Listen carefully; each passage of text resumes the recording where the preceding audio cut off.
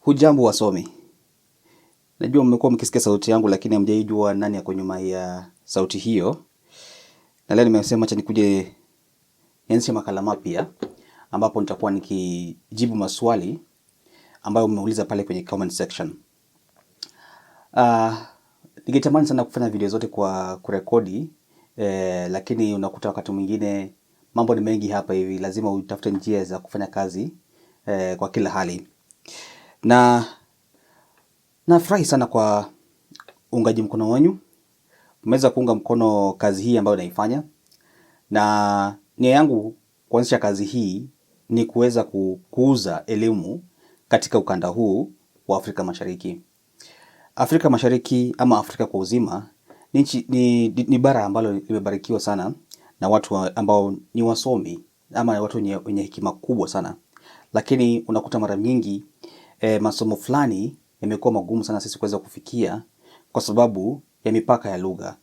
Unakuta sana sana masomo kama fizikia na sayansi tumejua yanafanywa sana sana kwa lugha ya Kimombo, na nataka kubadilisha kabisa mtazamo huo, na ndiyo sababu nilianzisha channel hii ya Afrika Imara, ambapo tunaweza kubadilisha fikra za Waafrika wenzetu na kuweza kuambia sayansi, fizikia, masomo haya magumu si eti ni magumu vile, ni vile tu kwa sababu kuna hii daraja unafaa kuvuka ya lugha kwenda kwa lugha ya Kimombo, ambapo wanasema kuwa hapo ndo sayansi imekolea, na huo ni uongo kabisa. Sayansi iko kila mahali, na tutaka tubadilishe hiyo mtazamo, na kwa channel hii tutakuwa tukizungumzia mambo mazito ya kisayansi kwa lugha ya Kiswahili, na nafurahi sana kwa wale ambao wameweza kukua loyal supporters. Umeweza kuwa na mimi kabisa tangu safari ianze pale nyuma, na wale wanauliza maswali kila siku sana sana. Kuna watu ambao wanauliza maswali kila siku nikichapisha video hivi, hakuna swali wanauliza pale hivyo. Hii inaonyesha kuwa unasikiliza kabisa kile ambacho nasema, na kabisa unaweza kuelewa na kuweza kuuliza maswali. Kuuliza maswali ni kitu kizuri sana, na hiyo ndo mchakato ambao nataka tuanzishe kabisa katika mjadala huu wa mambo ya kifizikia ya sayansi kwa ujumla. Tuweze kuuliza maswali. Tusiwaoga kuuliza maswali. Uliza maswali. Kama hujaelewa kitu, wewe uliza swali na mimi nitajibu. Kwa hivyo tuende moja kwa moja hadi kwenye maswali ambayo yameweza kuulizwa.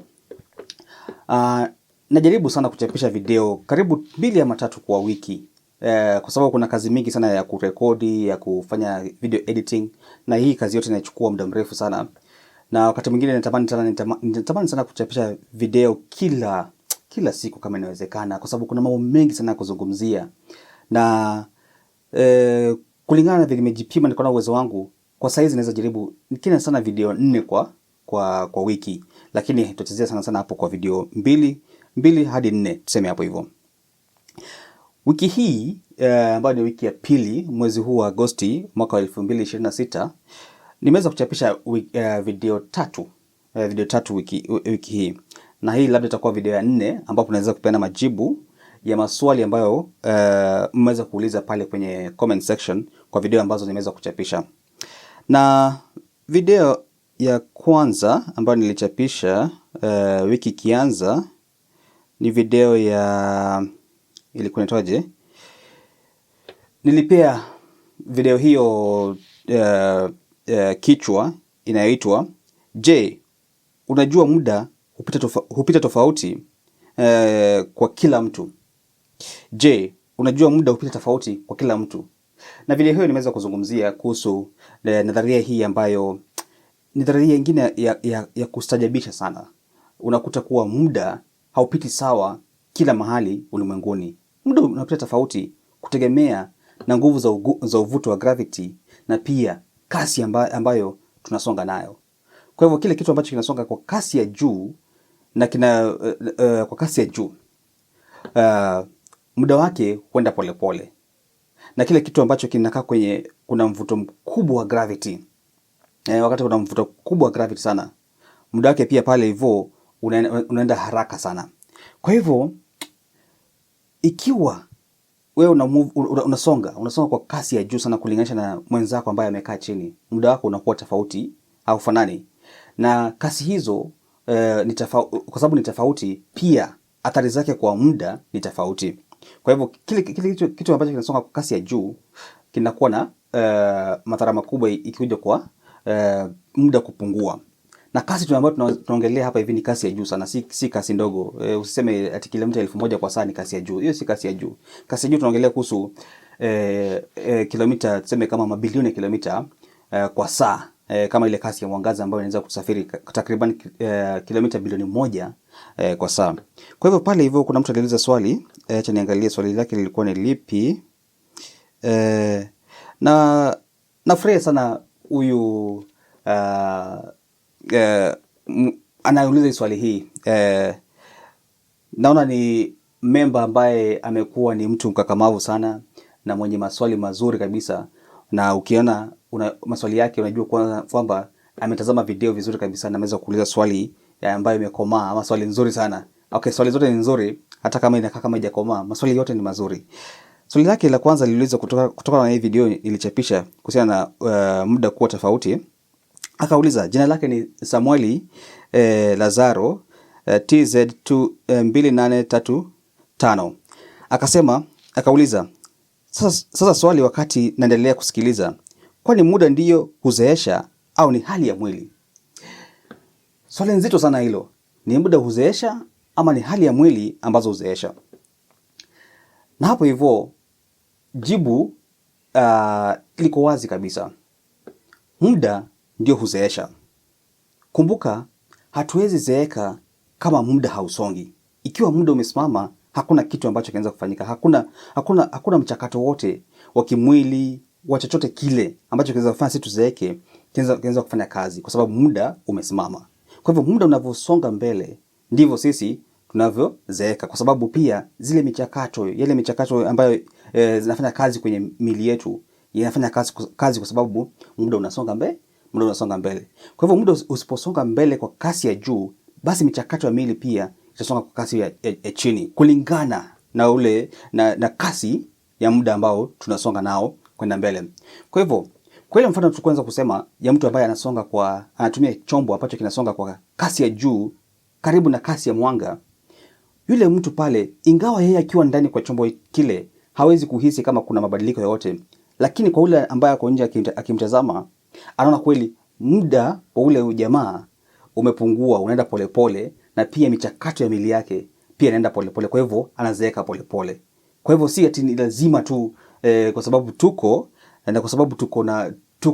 tuko kwenye ulimwengu, mchakato tu inaweza kufanya kazi mara moja bila muda kusonga. Lazima muda usonge ndipo mchakato ifanye kazi.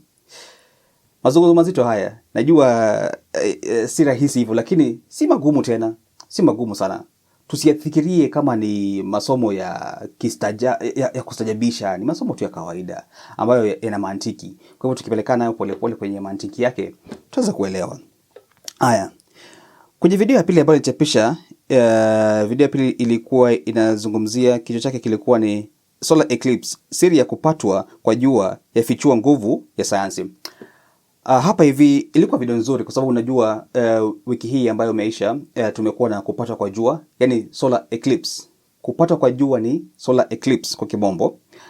Tumeweza kuwa na kupatwa kwa jua, na watu ambao waliweza kushuhudia kupatwa huko walikuwa kwenye Northern Hemisphere, pale kwenye Greenland, Spain na nchi za kule Uingereza, kule Europa. Hao ndio waliweza kupata kuona kupatwa kwa jua. Kupatwa kwa jua, solar eclipse. Na kwenye video hii kama hujatazama, tafadhali kwenda pale ukaanza kutazama. Pia video ya kwanza ya kuhusiana na muda kupita tofauti, tafadhali songa pale, nenda pale ukaklik Afrika Imara. Tazama video, ujifunze. Fizikia ni tamu sana. Ukiweza kujifunza utafurahia sana. Haya, video ya tatu ambayo niliweza kuchapisha wiki hii ilikuwa kuhusu Voyager 1 na Voyager 2, safari ya ajabu zaidi ambayo mwanadamu amewahi kufanya. Niliweza kuchapisha video hii kwa sababu kuna mmoja wetu ambaye alikuwa anauliza swali akasema, jameni, zungumzia swala hili. Pia swala la kupatwa kwa jua, mmoja wetu pia aliuliza. Kwa hivyo ukiweza kuuliza swali ambayo naona itabidi nitengeneze video ya kuweza kuelezea, nitaweza kutengeneza video ya kuweza kuelezea. Kwa hivyo kama uko pale hivyo unatazama video hizi zote na una maswali ungependa kuweza kuelezea, maswali za kifizikia, usi unashaka, eka swali pale ndani, nitaifanya shughuli, nitafanya kutayarisha video ambayo inaweza kuchanganua swala hilo na kuweza kuiweka wazi, kuliweka wazi. So kwa hivyo video hii ya 3 ya Voyager 2 na Voyager 1 na Voyager 2 kulikuwa na maswali pale chini, na maswali pia yanatoka kwa jamaa wetu shupavu kabisa anaitwa Samuel Lazaro. Aliweza kuuliza swali la kwanza, akauliza vitengo kisayansi ni nini? Nadhani hapa alikuwa akiuliza vitengo vya anga. Sasa kama kuulizia vitengo vya kisayansi, kwa sababu kwenye video hii tumezungumzia kuhusu vitengo vya anga. Neno hilo vitengo vya anga nilijaribu kutafuta utafsiri wake mzuri, si kupata kutoka kwa Kiingereza. So kwa hivyo tu nilifanya utafsiri wa moja kwa moja. Kwa Kiingereza inaitwa astronomical unit. Kwa hivyo astronomical unit ni umbali kutoka kwa jua hadi kwenye dunia, ambayo ni kilomita milioni 150. Kwa hivyo kila wakati unasikia kwa sayansi wakisema astronomical unit, wanamaanisha huo umbali wa kilomita milioni 150. Kwa hivyo hapo tuko sawa. Kwa hivyo utasikia akisema mara 3.5 ya astronomical unit, 3.5 astronomical unit. Kwa hivyo inamaanisha ni mara uchukue ile kilomita 100 milioni 150 alafu uzidishe mara kama 3.5 ama 3.2 ama 1.7 kulingana na kile ambacho kinazungumziwa. Kwa hivyo hiyo ndo maana ya vitengo vya anga. Swali lingine la pili ambalo lilitoka kwa Lazaro, Samuel Lazaro ni kuna kitu unanichanganya. Kuniambia sayari nje ya mfumo wa jua. Sasa ni zipi sayari za nje? Ni zipi zipo nje ya jua na ndani ya jua? Uje na ufafanuzi wa hivi vitu kuanzia ndani hadi mpaka mwisho huko mbali uwezo wetu ulipofika. Kwa hivyo hapa kuna kitu ambacho sisi hutumia sana kwa somo la astronomia. Sayari za nje ya dunia, sayari za nje ya mfumo wa jua na sayari za ndani ya mfumo wa jua. Na ni rahisi sana kujua tofauti kwa sababu tu ni mpaka ni dunia hii yetu. Sayari zile zote ambazo ziko kuelekea ndani ya jua, penye jua liko kwenye ule mfumo wetu wa jua, pale katikati kuna sayari tu mbili ziko pale ndani. Na sayari ambazo ziko pale ndani tuna Utaridi ama Zebaki na tuna Zuhura. Kwa hivyo sayari hizi mbili ndo sayari za ndani ya mfumo wa jua. Na sayari ambazo ziko mbali zaidi na jua ukilinganisha na sisi duniani kama vile Mirihi, Msharihi, Zohali, Uranusi, Neptuni, sayari hizi zote ni sayari za nje ya mfumo wa jua. Kwa hivyo hii ndio tofauti kati ya sayari za nje ya mfumo wa jua na zile sayari za ndani ya mfumo wa jua. Natumai maelezo yao yamekuwa mazuri na mmeweza kuelewa kile ambacho kinaendelea hapo hivyo. Na ningependa kuwasihi tafadhali. Nikitazama kwenye YouTube studio yangu, naona kweli watu wengi ambao wanatazama video hizi hawajasubscribe. Bado mjisubscribe. Jina hilo subscribe wakati mwingine linakuwa ngumu kutamka. Hamjasubscribe tafadhali ni nini pale, bonyeza ile kidude subscribe ili tuweze kufikia watu wengi kupitia nyinyi kusubscribe. Pia msikose kulike video na pia msikose kushare na wengine waweze kutazama, kwa sababu masuala haya ya kisayansi ni mazuri. Wacha watu wote tuje pamoja tujifunze sayansi. Na mwisho yote maswali, napenda sana maswali. Ulizeni maswali za kila aina. Ulizeni maswali ya kila aina. Kila kitu ambacho unaona hakijakuwa wazi kwako ama kile kitu ambacho ungependa kujua kwa undani zaidi, uliza maswali pale. Na mimi pia nitatayarisha video moja baada ya nyingine. Nitajaribu sana kujibu maswali haya yote. Asante sana na nashukuru sana kwa wakati wako, na uzidi kujifunza mengi, uzidi kupenda sayansi. Tunataka kukomboa Afrika, tunataka kusonga mbele na sayansi ndio itatusaidia kusonga mbele. Bila masomo haya hatuwezi songa mbele. Asante sana na uwe na weekend njema.